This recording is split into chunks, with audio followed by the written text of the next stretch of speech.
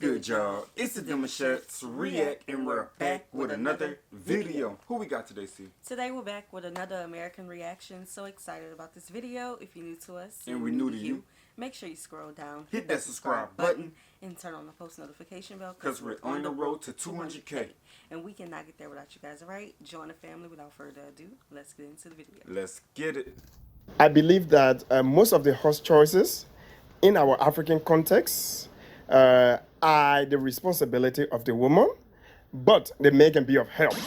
I mean, there's some truth to a few of the things that those people were saying. Some things I get, some things I refuse. What part resonates? The role of a woman is to keep the house, and the man is the head of the household. That's just how it is. Well, if you were listening carefully, you'd understand that there are different dynamics when it comes to relationships. Yes, I get that. But I have my version, and I believe it's valid. So, what makes you think men hold a higher power in a marriage or relationship? That's how it was when I was growing up. My mom was always working on household chores, and she constantly tells me that I need to be a certain type of woman for my husband, you know? Proverbs 31 woman. So how is this working That's out? a great point that she made mention of, that's how she grew up. Now, I definitely wanted to even open this whole, this video open with that. Basically saying that what happened here? Nothing. You okay? Yeah, keep going. So basically what happened is that if we really go off based off what we grew up knowing, then we believe the truth of that. No matter how beautiful, no matter how ugly. Right. And that's just what it is. So if we go back to the beginning, there's a lot of unpackaging to do. And I'm talking about before our parents. We will really go back to the beginning. There's a lot of unpacking to do to see what was really a real representation of a man and a woman. Right. And I feel like that's our paradigm. That's all we know until we grow, or until we say, I don't necessarily like that happened, or I like that happened. I feel like, first of all, a marriage is unique. It's two people becoming one. Okay? Nobody else is in that marriage. So whatever they agree to or don't approve of, that's their marriage. Nobody outside of that marriage, outside of that household, have to agree or input. There's some marriages where there's a lot of outside inputs, but I feel like if we're just going off of, well, when I was growing up, this is how it went. Maybe when I was growing up, I saw the epidemic, the effects of the crack epidemic going on. I saw a lot of domestic violence growing up. I saw a lot of one person in the marriage may go to church, but another person don't like church, don't want to go around them people, or have a different spirituality. So there's a lot of different, things going on, different reasons for the way people have these certain gender roles, or not. It's a lot. It's a lot. Marriage is the same. Never. And that's why I say that it's like you really got to go to the beginning now. If you're really just present with the whole situation and you're going off of the facts that are presented today, this conversation is going to change. Child, there's a 50-50 conversation going on. Exactly. Today. See how it dramatically changed? And we're going to get more into it. Some people okay with that. You said a point that I'm going to try to get back to later, if I don't forget, but you was like, there's some, like we're one, but there's always like a singleness that is always trying to be presented from opinions of others, because they try to point one out and not the other, or they're trying to separate one through opinions that make one seem to be doing something fairly right or wrong, that will isolate the other one from those type of workshops. You know what I'm saying? But that's another topic. For you, it's exhausting. Because to be a certain type of woman for my husband, Proverbs 31 woman. So how is this working out for you? It's exhausting. Because I wake up, get the kids ready for school, make breakfast, make sure my husband's clothes are ironed and ready, make sure everybody eats and that lunches are packed if needed, make sure the kids aren't late for the school bus. Then I go to work. And what are your evening routines? I get home, make the kids tea, make sure they're doing their homework, help them where needed, then get dinner ready, prep the kids for bed, and make sure hubby's food is plated and waiting for. Well, it sounds like she's dealing with being a single married woman. That's what it sounds like. No. She said it's exhausting. No, what I mean by the single married woman is that she feels like she's doing a lot on her own. She may That's feel what like I'm hearing. That's what you're hearing? Yes. Okay. And I feel like this is a topic that we have discussed before on our family channel, where there was a season of our life where I felt like I was a single married woman because your job came first. Yeah. And of course your job came first because your job was the ones feeding us, the ones giving us health insurance, you know, being able to go A to B. You know, of course, we prioritize that job, but then we, after so many years of the same routine, you gotta find a difference that makes sense for you in your life. Yeah. And our children became older, and you was like, I want to do that for the children. And I was like, I want you to do that for the children. 100%. But you was not able to be there in the way that you wanted to be, in the way that we wanted you to be. So we made a change. So when you say that, that's like, for me understanding it, that's speaking about the present way, you know, that marriages in most houses, I would say, operate. The wife or the woman. Not most. Can't really say most. I'll say most because, like, you're looking at a working class. You know what I'm saying? So we're looking at the man going home, going to work. We are living in a time where women are breadwinners. We understand that. But yeah, at the same time, men still grinding, regardless of what that topic may weight it may even carry. So when you're saying that, it sounds like a single married woman who's handling the home. But she's still going to work at the same time. And still going to work at the same time. Yes. But, well, you see, now I don't want to even try to point her out. But it's exhausting only until she says that I need different. Right. You know what I'm saying? And then the man doing what he doing on a regular basis, which our natural instinct is to labor. Right? We're going to find something to do. We got to put that type of work out. I can't speak for all brothers, but I know me and the brothers I'll be around, we work. So when it's that type of, I guess you could say, position that's being shown, we don't want to know that we're, even if, and I'm gonna just say it like this, we don't necessarily want to be told that you're out there single-handedly killing it by yourself when our existence can't really truly be present when we have to be there all the time to work. Now, when you say that we're there and we're doing the lunch and the stuff and you know what I'm saying, and getting the kids ready, it's like, okay, I feel like, you know, any man can step in and do an extra, a little help here and there. But if that's her way of seeing it in her present time, then it gets exhausting only until she sees it in a way that she needs to step back and say, I need to catch a breath about it. And then you can fall in line too and help. I think a lot of women deal with this. You know, and sometimes it's not just the woman dealing with it. Sometimes it's the woman who has, you know, the corporate level job or the entrepreneur, and the husband is the stay-at-home dad, and it could be exhausting. And it will work for marriages who accept that, and prioritize it in a way where it makes sense for everybody to keep pushing forward without looking over their shoulder and say, where's my help? Right. But at the end of the day, like when I'm talking to married couples, I always say marriage is not a sprint.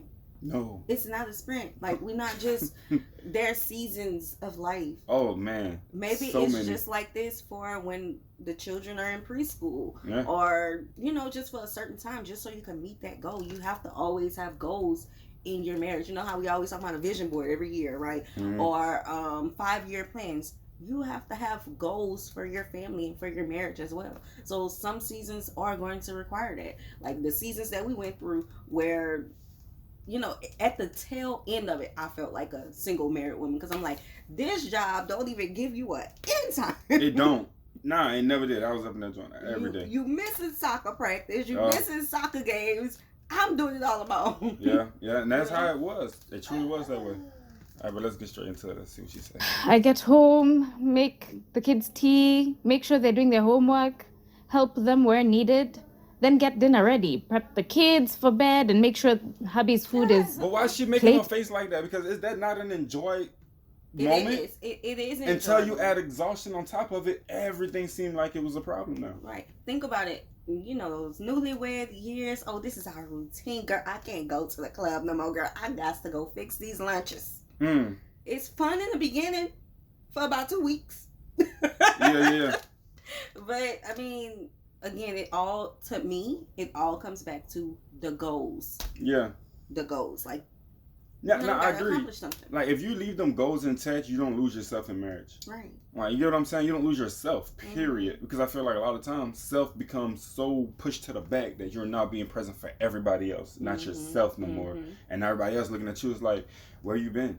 You've changed. You're exhausted. You're single doing all this by yourself. It's like, now those opinions begins to hold weight because you have a lot of people agreeing to something that you kind of feel. And you're like, you're right, I haven't been doing for me. I haven't been focusing on me like I need to. So, but at the same time, it's like, it's supposed to be an enjoyed moment, not an exhausting one. It is, but also throw in when there's some married couples who don't have support from family or friends. It's even harder because they feel like they're by themselves. Throw in having to get right back to this after having a new baby. Yeah. Women deal with postpartum depression. They deal with breastfeeding. After a baby, that is the most delicate time. Yeah. You know, so... Bro, this laundry basket is so big when it comes to is. marriage. You really got to sort out so many different wardrobes. Because as wife and husband, we understand that so many roles need to be played. Yeah. So many roles need to be played. But let's see what she say. And waiting for when he gets home. Get home, make the kids tea, make sure they're doing their homework, help them where needed, then get dinner ready, prep the kids for bed, and make sure hubby's food is plated and waiting for when he gets home. And what does he do? He wakes up, gets ready for work, eats, and leaves. And when he gets home, if he gets home early, which is honestly quite rare, he'll sit and eat with us. And then he'll watch sports or news or whatever, then eat, shower, and sleep. Unless, of course, you know. Does that get you in the mood for, you know? No. I don't even know what a mood is anymore. How does this sound fair? Like, where is your joy? Why? Am I the only one who's just tired all the time? Hold on, wait. I gotta add in. What you got, So sometimes it's hard to appreciate what he do, because it sounds like he has an exhausting job, right? Because we're only looking at, I had to do this, I had to do this, I had to do this, I had to do this. Yes, her list. Her list, right? But what if he have a really, really demanding job, and that's the only break he has gotten all day? Like, what if he had to train people on his lunch break? Dealing with the mental. Yes, just being an employee or the CEO. He's still working for a job, right?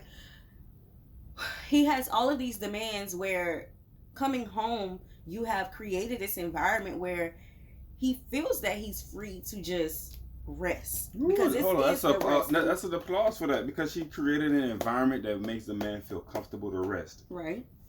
I like that. But he also needs to be aware of the turmoil that she may be dealing with, because she don't have any time to herself. Aware or communicative. Yeah, both. He could go up in there. He could put some news in his ears, okay, or whatever he want to watch in his ears. Go fix the lunch for the next morning for the children. Like, show an effort that you see her. Yeah. But this is probably gonna be like, I don't even think this is even sticky if you really think about it, because regardless if you're on a job dealing with whatever labor that comes with it, there's some amount of labor that's being, shown back at home by whichever spouse is there. And I think once you put those two into perspective, it's sad that it's like, okay, so because he's working and you're home doing everything, you're the one that's supposed to be looked at as you're losing yourself. But this man don't get to be who he needs to be, because when he get done from working, he can't even come home and do nothing either. Right. He has to go eat and sleep. Literally, put that into perspective for a minute and say, wait, what is he doing on a regular basis other than making the money, adding to the pot? And then I'm pretty sure, let's be realistic, there's areas where he pick up to when he get around to it. We don't know that. Let's be realistic. There's some men who do not help at all. Well, and also in this particular case, she's working too. She's not just a stay-at-home mom. She's working. And that's not a problem. No, I'm saying. I know. I hear you. No, I'm saying, but that's the key word here in this entire thing is exhausting. Yeah. She says she's exhausted. So there need to be some changes. Got to change the shift or something. Wait, but she made it. She was about to say something, I think. Does that get you in the mood for, I don't even know what a mood is anymore. How does this sound fair? Like, where is your joy? Why? Am I the only one who's just tired all the time and never in the mood? We're African women. Of course, we've been conditioned into believing in traditional gender roles within relationships. Men should do this, women should do that. Even in queer relationships, the more masculine presenting person is expected to carry the same gender roles, which is outdated and unfair. All of this to maintain a hierarchical system that only benefits men. It's the same. And not just in relationships, it's jobs, social status, just life in general. How many times do you walk in town and feel safe? Gosh, never. How many times do you think your husband walks in town and feels safe? He's always walking around town, even late into the night. Oh, no, Case in we point. don't. What now? I'm no expert, but I think your health and well-being are as important as anyone else's, and that includes mental health. Don't let your home life drive you into a depression. Just talk to your man. Let him know you'd like a break too. Come up with a plan together. Maybe tell him that and see how quickly he'll come running home. Sis, I will try. And it's gonna be hard to start that conversation because we've gotten accustomed to this routine, but I needed to hear that. Okay, I've got to go cook. Kids will be home soon. Can I get you some more tea? Girl, sit down. I will get the tea myself and order pizza for the kids. My treat. Yeah, we gotta stop it right there, bro, man. Make sure you guys check them out. Hey, that was pretty clean. I like how she did the 2 and 2 right there. But I want to know more about the topic. I feel like that's a lot more to unpack. Right. I really thought this was one of those debates, so I like that they did it like a skit. You know? This was a very important topic, and me being that I've already been through that season of life and going back, too exhausting. We made a change that we wanted to see together, and sometimes it's going to take sacrifice, but always stick to the goal. Yeah. Okay, stick to the goal. That's important. All right. This is nice. All right, y'all. We hope you guys enjoyed this video with us. Be sure to subscribe. We'll see you soon. Peace.